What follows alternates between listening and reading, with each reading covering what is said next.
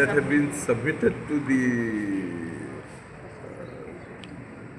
the sub-registrar issues your registrations, etc., based on certain documents. It has been found that those documents are bogus. So, based on that, some certificates have definitely been issued. Has there been any case or any investigation or any I sort think of FIRs have been filed with the police. The police are in the process of investigating. In fact, maybe about 2-3 weeks ago, I had a review of a particular case that had been filed at Fatorda police station. But police are a little slow. So, a few days back, the South Goa Advocate Association has also filed a complaint with the Pathaka police. No, I am aware about it.